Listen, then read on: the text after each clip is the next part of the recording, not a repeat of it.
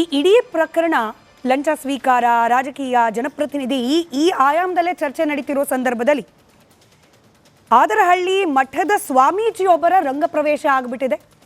ಅವರೇ ಇಲ್ಲಿದ್ದರು, ಸ್ಕೆಚ್ ಹಾಕ್ಸಿದ್ದೆ ಅವರ ಕಡೆಯಿಂದಲೇ ಟ್ರ್ಯಾಪ್ ಆದರೂ ಬಿಜೆಪಿಯ ಶಾಸಕರು ಅನ್ನೋ ಆರೋಪ, ಅದಕ್ಕೆ ಪೂರಕವಾದ ಒಂದಷ್ಟು ಆಡಿಯೋಗಳು ಕೂಡ ಸಂಚಲನಕ್ಕೆ ಕಾರಣವಾಗಿರೋದ್ರಿಂದ ಹೌದಾ ನಿಜವಾಗ್ಲೂ ಬಿಜೆಪಿ ಶಾಸಕರನ್ನ ಟ್ರ್ಯಾಪ್ಗೆ ಸಿಲುಕಿಸುವ ಪ್ರಯತ್ನ ಆಯ್ತಾ ಅನ್ನೋ ಅನುಮಾನ ಇದೆ. ಹೀಗಾಗಿ ಖುದ್ದು ಕೆಲವೇ ಕ್ಷಣಗಳಲ್ಲಿ ಕುಮಾರ ಮಹಾರಾಜ ಸ್ವಾಮೀಜಿ ಅವರು ಆದರಹಳ್ಳಿ ಕವಿ ಮಠದಿಂದ ಜಾಯಿನ್ ಆಗೋ ನಿರೀಕ್ಷೆ ಇದೆ. ಸದ್ಯ ಇರುವ ಎಲ್ಲರಿಗೂ ಕಾರ್ಯಕ್ರಮಕ್ಕೆ ಸ್ವಾಗತವನ್ನು ಬಯಸ್ತಾ ಕಾರ್ಯಕ್ರಮ ಪ್ರಾರಂಭ ಮಾಡಲಿಕ್ಕೆ ಮುಂಚೆ ಚಂದ್ರು ಲಮಾಣಿಯವರದ್ದು ಎನ್ನಲಾದ ಒಂದು ಆಡಿಯೋ ಚಂದ್ರಶೇಖರ್ ಅವರೇ ಭಾರಿ ವೈರಲ್ ಕೂಡ ಆಗ್ತಾ ಇದೆ. ನಿನ್ನೆ ಇಡೀ ಕನ್ನಡದ ಮಾಧ್ಯಮಗಳು ಪ್ರಸಾರ ಮಾಡಿತ್ತು. ಅದರಲ್ಲಿ ಆಯ್ದ ತುಣುಕನ್ನು ನಿಮ್ಮ ಮುಂದೆ ಕೇಳಿಸಿ ನಿಮಗೆ ಪ್ರಶ್ನೆ ಕೇಳೋಣ ಅಂತ ಚಂದ್ರು ಲಮಾಣಿ ಅವರದ್ದು ಅಂತ ಹೇಳಲಾಗಿರುವ ಆಡಿಯೋ ಪ್ಲೇ ಮಾಡಿ. ಬರದ್ದು ನೀವು ಅಷ್ಟೇ ಒಂದು ಹೋಗ್ತೀವಿ ಸರ್, ಫ್ಯಾಮಿಲಿ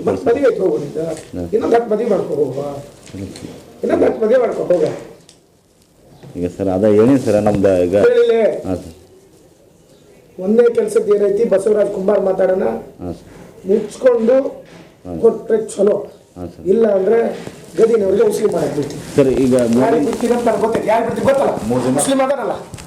ಮುಸ್ಲಿಂ ಅದಾನಲ್ಲ ಫೈನಾನ್ಸ್ ಇದ್ದಾವ ಗೊತ್ತದಲ್ಲ, ಯಾರು ಫೈನಾನ್ಸ್ ತಗೊಂತೀನಿ ಬರದ್ದು ನೀವು ಅಷ್ಟೇ ಒಂದು ಹೋಗ್ತೀವಿ ಸರ್, ಫ್ಯಾಮಿಲಿ ಮದುವೆ ಮಾಡ್ಕೊ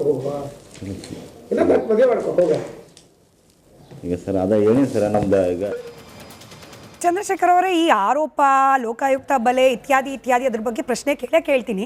ಈ ನಡ ಮುಡಿಯೋ ಕಲ್ಚರು, ಮುಚ್ಕೊಂಡು ಕೊಡಬೇಕು ಕಲ್ಚರು, ಇದ್ರ ಬಗ್ಗೆ ಕೂಡ ಪ್ರಶ್ನೆ ಕೇಳ್ತೀನಿ. ಆದರೆ ಕಡೆಯಲ್ಲಿ ಒಂದು ಸಾಲು ಬಂತಲ್ಲ ಸರ್, ಯಾರನ್ನು ಬಿಡ್ತೀನಿ ಗೊತ್ತಾ ವಸೂಲಿಗೆ? ಆ ಮುಸ್ಲಿಂ ವಿಧಾನಲ್ಲ ಗದಗ್ನಲ್ಲಿ ಫೈನಾನ್ಸು ವಸೂಲಿ ಅಂದರೆ ಬಿಜೆಪಿಯ ಶಾಸಕರೊಬ್ಬರು ಮುಸಲ್ಮಾನರನ್ನ ಲಂಚ ವಸೂಲಿಯ ಏಜೆಂಟ್ ಆಗಿ ಬಳಕೆ ಮಾಡ್ಕೊಳ್ತಿದ್ದಾರೆ ಅನ್ನೋದು ಸ್ವಲ್ಪ ಕೇಳಲಿಕ್ಕೂ ಕೂಡ ನಿಮ್ಮ ಹಾರ್ಡ್ಕೋರ್ ವೋಟರ್ಸ್ಗೆ ಕಷ್ಟ ಆಗ್ಬೋದೇನೋ ಅಂತ.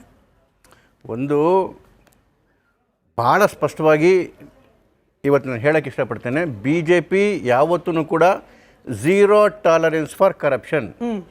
ಈ ವಿಚಾರದಲ್ಲಿ ಯಾರೇ ತಪ್ಪು ಮಾಡಿರಲಿ ಅದು ಪಕ್ಷದ ಪ್ರಕಾರ ನಮ್ಮ ಇದೋಗಿ ಅತ್ಯಂತ ಖಂಡನಾರ್ಹ.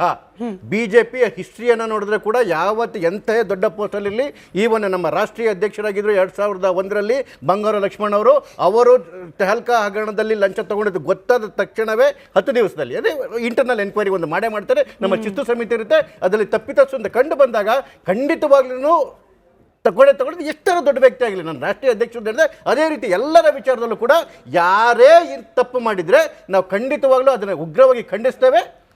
ನಿಜವಾಗ್ಲೂ ತಪ್ಪು ಮಾಡಿದರೆ ಪಕ್ಷ ಕೂಡ ಅವರ ಮೇಲೆ ಶಿಸ್ತಿನ ಕ್ರಮ ತಗೊಳುತ್ತೆ. ಇದು ಯಾವುದೇ ಕಾರಣಕ್ಕೂ ಸಮರ್ಥನೆ ಮಾಡ್ಕೊಳ್ಳಲ್ಲ. ಆದರೆ ಅದೇ ಕಾಂಗ್ರೆಸ್ನ ಹೊಡೆದ್ರೆ ನೋಡಿ, ಕಾಂಗ್ರೆಸ್ನ Sonia Gandhi corruption charges bail, Rahul Gandhi corruption charges ಅಲ್ಲಿ ಬೇಲ್, ಕೆಪಿಸಿಸಿ ಅಧ್ಯಕ್ಷ deputy chief minister corruption charges ಅಲ್ಲಿ ಬೇಲ್. ಹಾಗಾಗಿ ನೀವು ನಮ್ಮನ್ನ ಕಾಂಗ್ರೆಸ್ ಜೊತೆ ಕಂಪೇರ್ ಮಾಡಲೇಬೇಡಿ.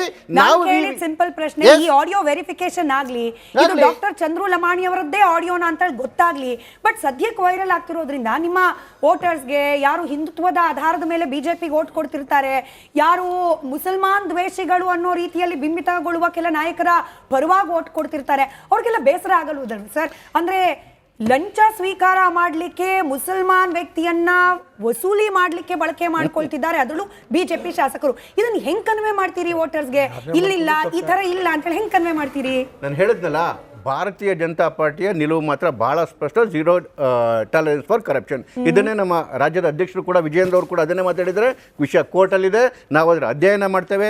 ಯಾರೇ ತಪ್ಪಿತಸ್ಥರಾದರೂ ಅವರಿಗೆ ಕಾನೂನಿನ ಪ್ರಕಾರವೂ ಉಗ್ರವಾಗಿ ಶಿಕ್ಷೆ ಆಗಬೇಕು, ಪಕ್ಷವೂ ಕೂಡ ಸೂಕ್ತವಾದ ನಿರ್ಧಾರ ತಗೊಳ್ಳುತ್ತೆ. ಆದರೆ ಅದರ ಹಿಂದೆ ಇರ್ತಕ್ಕಂತಹ ಏನು ಹುನ್ನಾರಗಳು, ಆಗಾಗಲೇ ಒಂದು ಆಡಿಯೋ ಬಂದಿದೆ, ಆಡಿಯೋನಲ್ಲಾಗಿರ್ತಕ್ಕಂಥ ಹುನ್ನಾರಗಳು ಅಥವಾ ಏನೇನು ಈ ಕಾಂಗ್ರೆಸ್ಸಿನ ಏನಾದರೂ ಹುನ್ನಾರಗಳಿದ್ರೆ ಆ ಹುನ್ನಾರಗಳ ಬಗ್ಗೆಯೂ ಮಾತಾಡ್ತಾರೆ. ಅದನ್ನು ಕೂಡ ಜನ ತುಂಬ ಸೂಕ್ಷ್ಮವಾಗಿ ಗಮನಿಸ್ತಾ ಇದ್ದಾರೆ. ಇದು ಕೇವಲ ಯಾಕೆಂತ ಹೇಳಿದ್ರೆ ನೋಡಿ, ಮತ್ತೆ ನಾನು ಈ ಹುನ್ನಾರದ ವಿಚಾರ ಬಂದಾಗ ಯಾರನ್ನೂ ಉಳಿಸ್ತಾ ಇದ್ದೀನಿ ಅಂತ ಹೇಳಕ್ ಹೋಗ್ಬಿಡಿ. ಅವ್ರನ್ನ ಆ ರೀತಿ ಏನು ತಪ್ಪು ಮಾಡಿದ್ರೆ ಆ ತಪ್ಪಿಗೆ ನಾನು ಏನು ಕಾನೂನಿನ ಶಿಕ್ಷೆ ಆಗಲೇಬೇಕು ಅಂತ ಹೇಳ್ತಾ ಅದರ ಹಿಂದೆ ಇರ್ತಕ್ಕಂಥ ಹುನ್ನಾರ ಮಾಡ್ಕೊಂಡಿರಲ್ಲ, ಆ ಹುನ್ನಾರವೂ ಕೂಡ ಆಚೆ ಕಡೆಗೆ ಬರಬೇಕು. ಆ ಹುನ್ನಾರದ ಹಿಂದೆ ಇರ್ತಕ್ಕಂಥ ಅಷ್ಟು ಪಾಪಿಗಳು ನಾವು ಕೇಳಿಸ್ಕೊಂಡ್ವಿ, ವೀಕ್ಷಕರು ಕೇಳಿಸ್ಕೊಂಡ್ರು. ಬಟ್ ದೇವರಾಜ್ ಸರ್, ಇದೇ ಆಡಿಯೋ ಬಂದು ವೈರಲ್ ಆಗಿ ಆರೋಪಗಳು ಬಂದಾಗ ಇದೇ ಭ್ರಷ್ಟಾಚಾರದ ವಿಚಾರದಲ್ಲಿ ಕಾಂಗ್ರೆಸ್ನ ಸಚಿವರಾದ ತಿಮ್ಮಾಪುರೆ ಅವರ ವಿಚಾರದಲ್ಲಿ ಹುನ್ನಾರ ಅಂತ ಹೇಳಿ ಅವ್ರು ಹೇಳಿದ್ರೆ ಇಲ್ಲ ರಾಜೀನಾಮೆ ಬೇಕೇ ಬೇಕು ಅಂತ ಕೇಳಿದವ್ರು ಯಾರು? ತನಿಖೆ ಆಗಲಿ ಅಲ್ಲಿವರೆಗೂ ನಾವು ರಾಜೀನಾಮೆ ಪಡ್ಕೊಳ್ಳೋದಿಲ್ಲ ಅಂತ ಹೇಳಿ ಮುಖ್ಯಮಂತ್ರಿಗಳು ಹೇಳಿದಾಗ ಇಲ್ಲ ರಾಜೀನಾಮೆ ಕೊಡಲೇಬೇಕು ಅಂತ ಕೇಳಿದವ್ರು ಯಾರು?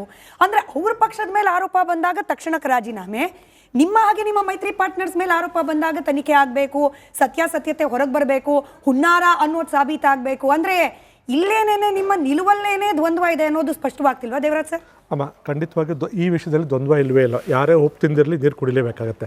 ಅದನ್ನು ನಾವು ಭಾಳಷ್ಟು ಸ್ಪಷ್ಟವಾಗಿ ಹೇಳ್ತಿದ್ವಿ. ಅದರಲ್ಲಿ ಬಹುಶಃ ಶ್ರೀಯುತ ಚಂದ್ರಶೇಖರ್ ಅವರು ಅದನ್ನೇ ಹೇಳಿದ್ದು. ಇದ್ರ ಬಗ್ಗೆ ಖಂಡಿತವಾಗಿಯೂ ರಾಜಿ ಅಂತಕ್ಕಂಥದ್ದು ಇಲ್ಲವೇ ಇಲ್ಲ. ತಪ್ಪು ಮಾಡಿದರೆ ಖಂಡಿತವಾಗಿ ಅವರು ಶಿಕ್ಷೆ ಆಗಬೇಕು. ಈಗಾಗಲೇ ಅದು ತನಿಖೆ ಹಂತದಲ್ಲಿದೆ. ಯಾಕೆಂದರೆ ಈಗಾಗಲೇ ಅವರು ಸಹ ಇವನ್ನು ಸೆರೆವಾಸಕ್ಕೂ ಸಹ ಅವ್ರನ್ನ ಕಳಿಸ್ಬಿಟ್ಟಿದ್ದಾರೆ. ಹಾಗಾಗಿ ಅದನ್ನು ಯಾರೂ ಸಹ ಸೆರೆವಾಸ ಕಳಿಸಿರುವಂಥದ್ದು ಕಾನೂನಿನ ಪ್ರಕ್ರಿಯೆಗಳು ಏನೇನು ನಡೆದ್ವು ಅದಷ್ಟು ತಪ್ಪು ಅಂತ ಯಾವುದೂ ಎರಡೂ ಪಕ್ಷಗಳು ಇಲ್ಲಿವರೆಗೂ ಹೇಳಲೇ ಇಲ್ಲ ನಾವು. ಸೊ ಆಗಿರೋದಂಥದ್ದು ಏನಾಗಿದೆ ಅದು ನಡೀಲಿ ಅಂತಕ್ಕಂಥದ್ದು ಒಂದು. ಈಗೇನಾಗ್ತಿದೆ, ಇದಕ್ಕೆ ಒಂದು ಆಯಾಮ ಇದಾಯಿತು. ಮತ್ತೊಂದು ಆಯಾಮದ ಆಡಿಯೋ ಸಹ ಈಗ ಇವರ ಆಡಿಯೋ ಹೇಗೆ ಬಂತು, ಇನ್ನೊಂದು ಆಡಿಯೋನೂ ಸಹ ಬಂದಿರೋದ್ರಿಂದ ಆ ಆಯಾಮನು ತನಿಖೆ ಮಾಡಲಿ ಅಂತಕ್ಕಂಥದ್ದು ಅಷ್ಟೇ ಒತ್ತಾಯನೋ ಹೊರತು ಇದಕ್ಕೆ ಮಾಡಬೇಡಿ ಅದನ್ನು ಮಾಡಿ ಅಥವಾ ಅದನ್ನು ಮಾಡಿ ಇದನ್ನು ಮಾಡಬೇಡಿ ಅಂತಕ್ಕಂಥದ್ದು ನಾವೆಲ್ಲೋ ಹೇಳ್ತಿದ್ದಿಲ್ಲ. ಈಗ ಇನ್ನೊಂದು ಆಯಾಮದಲ್ಲಿ ಅಲ್ಲಿರ್ತಕ್ಕಂಥ ಶ್ರೀಗಳು ಮಾಡಿರ್ತಕ್ಕಂಥ ಒಂದು ಮಾತುಕತೆಯ ಆಡಿಯೋ ಬಂದಿರೋದ್ರಿಂದ ತಿಮ್ಮಾಪುರ ಅವ್ರ ವಿಚಾರದಲ್ಲಿ ನೇರವಾಗಿ ಅವ್ರೇನು ದುಡ್ಡಿಸ್ಕೊಳ್ಬೇಕಾರೆ ಸಿಕ್ಕಿಲ್ಲ. ಈ ಚಂದ್ರುಲಮಾಣಿ ಅವ್ರು ದುಡ್ಡಿಸ್ಕೊಳ್ಬೇಕಾದ್ರೆ ತಗ್ಲಾಕೊಂಡ್ರು ಅನ್ನೋ ವಿಜುವಲ್ಸು, ಅದಕ್ಕೆ ಪೂರಕವಾದ ಲೋಕಾಯುಕ್ತ ಪ್ರಕ್ರಿಯೆಗಳು ಕೂಡ ಆಗ್ತಾ ಇದೆ. ಆಡಿಯೋದಲ್ಲಿ ತಿಮ್ಮಾಪುರ ಅವರ ಹೆಸರು ನೇರವಾಗಿರ್ಲಿಲ್ಲ. ಇಲ್ಲಿ ಎಲ್ಲವೂ ಕೂಡ ನೇರವಾಗಿ ಮೇಲ್ನೋಟಕ್ಕೆ ಕಾಣ್ತಾ ಇರುವಾಗ್ಲೂ ಕೂಡ ಇಲ್ಲ ನಾವು ಕಾದ್ ನೋಡ್ತೀವಿ ತನಿಖೆ ಆಗ್ಲಿ, ಈ ಧೋರಣೆ ಸರಿನಾ ಅಂತ. ಇದೇ ಧೋರಣೆ ಸರಿ ಅನ್ನೋದಾದ್ರೆ ತಿಮ್ಮಾಪುರ ಅವರ ವಿಚಾರದಲ್ಲೂ ಹೀಗೆ ಇರಬೇಕಾಗಿತ್ತು, ವಾಲ್ಮೀಕಿ ನಿಗಮದ ವಿಚಾರದಲ್ಲೂ ಹೀಗೆ ಆಗ್ಬೇಕಿತ್ತು.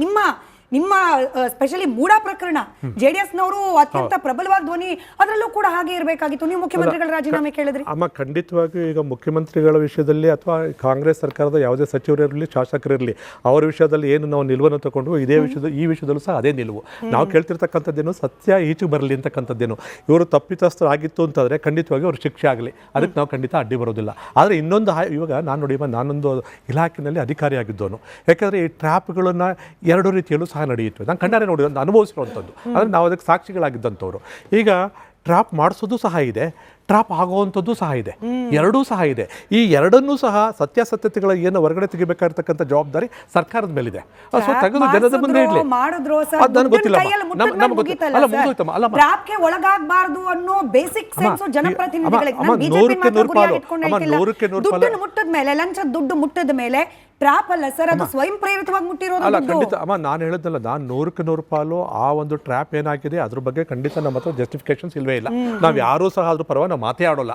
ಆದರೆ ಈಗ ನಾವು ಹೇಳ್ತಕ್ಕಂಥದ್ದು ಏನು ಅಂತಂದರೆ, ವ್ಯವಸ್ಥೆ ಇವತ್ತೊಂದು ದಿವಸ ಅವ್ರು ಏನು ರೀತಿ ಟ್ರ್ಯಾಪ್ ಹಾಕಿದಾರೋ ಟ್ರ್ಯಾಪ್ ಆಗ್ಲಿಕ್ಕೆ ಮಾಡಿದಂಥ ವ್ಯವಸ್ಥೆನೂ ಸಹ ಕಲುಷಿತ, ಅದು ಈ ಸಮಾಜದಲ್ಲಿ ಇರಬಾರ್ದು. ಸರಿ ಕಶ್ಯಪ್ ಸರ್, ಅಲ್ಲಿಗೆ ನಿಮಗೆ ಒಂದು ಅವಕಾಶ ಸಿಕ್ತು.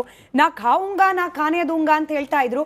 ಕ್ಯೂ ಕಾಯ ಅಂತ ಪ್ರಶ್ನೆ ಕೇಳಬೇಕು ಇವಾಗ ಮೋದಿ ಅವರು, ಕ್ಯೂ ಕಾಯ ಅಂತ ಹೇಳಿ ಪ್ರಶ್ನೆ ಕೇಳಬೇಕು ಅಮಿತ್ ಶಾ ಅವರು. ಅಟ್ಲೀಸ್ಟ್ ವಿಜೇಂದ್ರ ಅವರಾದ್ರೂ ಕೇಳಬೇಕಪ್ಪ, ಯಾಕಪ್ಪ ದುಡ್ಡು ಮುಟ್ಟಿದೆ, ಭ್ರಷ್ಟಾಚಾರದ ಲಂಚದ ಹಣವನ್ನ ಯಾಕೆ ಮುಟ್ಟಿದೆ ಅಂತ ಪ್ರಶ್ನೆ ಕೇಳಬೇಕು ಅಂತ ಹೇಳಿ ಒತ್ತಾಯ ಮಾಡುವ ಸರ್ವ ಹಕ್ಕನ್ನ ಕೂಡ ಕಾಂಗ್ರೆಸ್ ಪಕ್ಷ ಪಡೆದುಕೊಂಡ್ಬಿಟ್ಟಿದೆ. ಈಗ ನೋಡಿ, ಈ ಲಂಚ ಮಂಚ ಅನ್ನೋದು BJPಗೆ ಅಂಟ್ಕೊಂಡ್ಬಿಟ್ಟಿದೆ 2009ರಿಂದ ಮೇಡಮ್.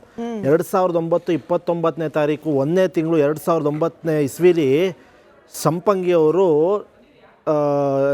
LH ಅಲ್ಲಿ ಸಿಗಾಕೊಂಡ್ರು.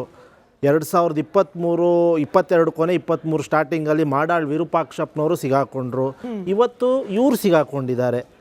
ಇವರಿಗೆ ದುಡ್ಡಿನಿಂದೆ ಹಪಪಿಸ್ತಿರೋದು ಯಾವ ಮಟ್ಟಕ್ಕಿದೆ ಅಂದರೆ, ನೀವು